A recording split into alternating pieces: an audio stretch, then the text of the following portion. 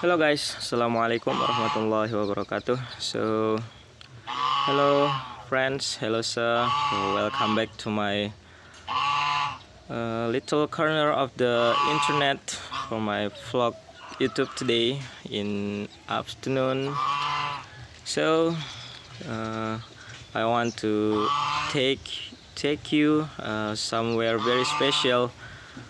Not a cafe in Paris, not a trend rooftop in Tokyo, but a place much simple, much warmer, a place that smells of wood, old books, and the faint whisper of coffee grounds.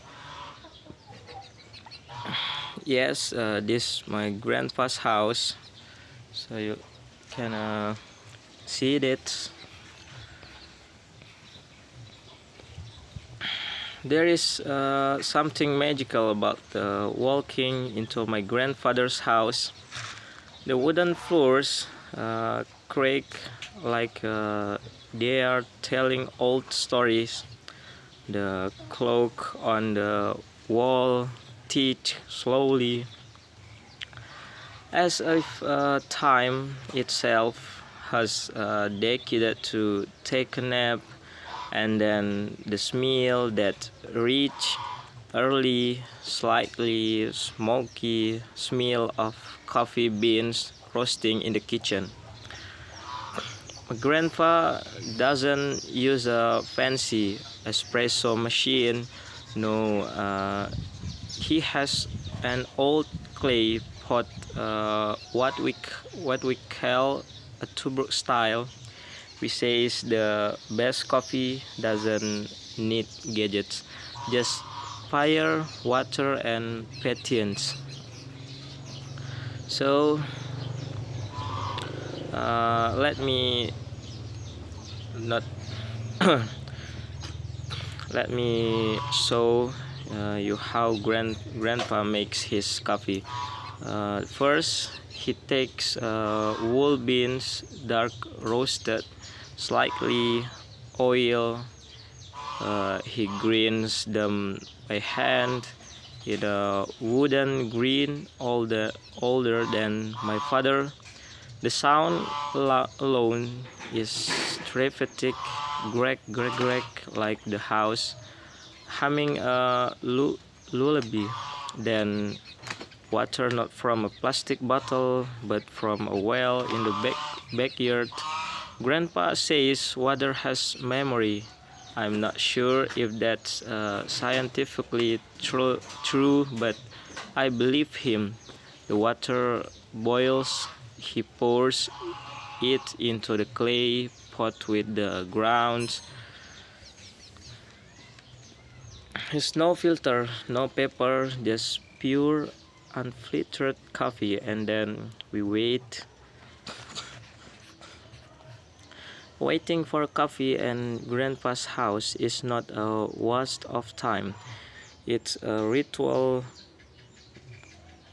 While the coffee steps,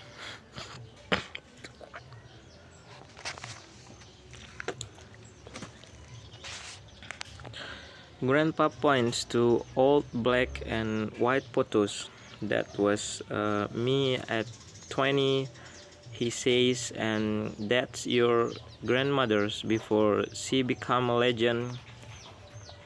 He look, I look, and in that moment I realize coffee here is not a drink, it's a bridge between generations, between memories, between who we were and who we are. So finally he pours it. It's thick, dark like mahogany. There is a layer of fine ground at the bottom. Don't drink that, he warns. I lift the cup. The aroma hits first, caramel, earth, and hint of clove from the beans he grows in his own garden. I take a sip. Oh, it's bold, slightly bitter, but in a gentle way. Then the sweetness comes, not sugar, but the nature sweetness of patience and simplicity in it coats my tongue like a warm blanket on the rainy day. I close my eyes for a few seconds. Nothing else exists. No deadlines, no notification, just me, grandpa, and this perfect dark elixir. So, grandpa asks, "Good." I nod because word would rhyme it. He smiles and sips his own. We don't we don't talk much. That's the secret. Good coffee doesn't need small talk. A single note, shared silence. That's no. Then he says something I'll never forget. Some people spend so much money to buy peace. To buy peace is free. You just have to sit still with someone who loves you. I look at my cup. It's almost empty, but I feel full. Now the sun is lower. The coffee is gone, but the warmth stays in my chest. I look around the old radio, the chipped tiles, the wooden chair that squeaks when I move. Nothing here is new, but everything here is alive. In a world that shouts for our attention, Grandpa's house whispers, and that whispers accompanied but by a cup of homemade coffee is the most beautiful sound I know. So, my friends, next time you rush to a coffee for a perfect late, consider this. Perfect cup make already exists at an old wooden table across from someone who loves you. No Wi-Fi needed, no filter required, just beans, water, and time. Thank you for spending this half hour with me. Go brew something simple, call someone you love, and remember the beauty of coffee isn't the cup, but in the stories around it. I'll see you next time. Peace, love, and slow sips. And then uh, this time, Grandpa doesn't something different. He tucks the same clay pot, but adds a teeny pinch of salt to kill the sharpness. He says, then a sort of palm sugar, dark and sticky, and then a cinnamon stick, not for Instagram, just because he feels like it. Like it. The water boils again. The kitchen smells like a memory. I never had something between a forest after rain and a Christmas morning never celebrated. Grandpa hums an old Japanese song. I don't know the lyric, but I understand this is not coffee anymore. This is a potion, a slow medicine for a fast world. I asked him, uh, Grandpa, when did you first drink coffee? He looked a deep, tasty look. I was 7. He says, your great uh, grandfather woke at 4 a.m. He poured black coffee into a sauce, not a cup, and told me to sip it like a cat. Too hot? Wait. Too bitter? At nothing life is like that. He drank it. He cried a little, but he finished it. And every morning after that, he sat next to his father, drinking from a saucer, watching the sunrise over the rice fields. That coffee, Grandpa whispers, tastes like growing up.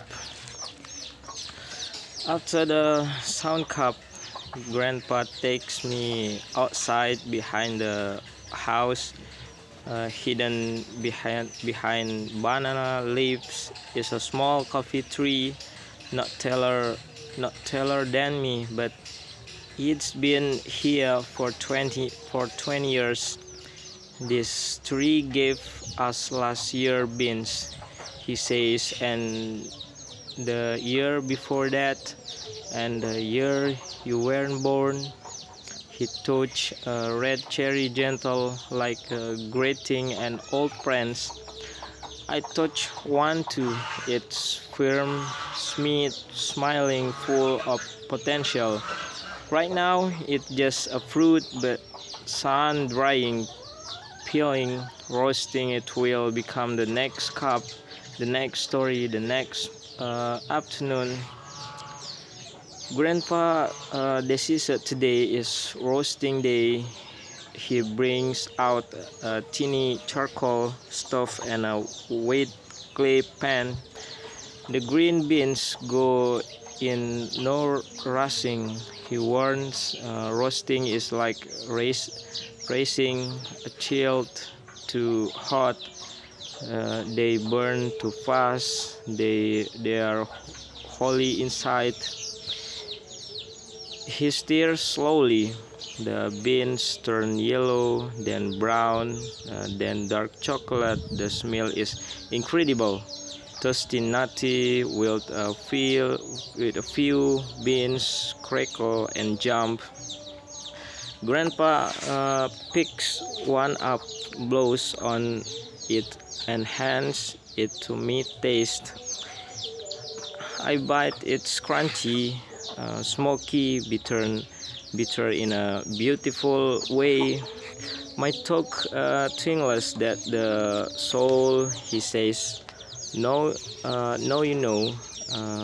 Suddenly rain, not drizzle, a tropical downpour. The tin roof sings like a drum. Grandpa grabs the pot and we run inside, lugging like children stealing cookies. We sit by the open window. The rain is loud, but the silence between is louder. He pours a third cup, this time just black, no sugar, no spice, just coffee and rain.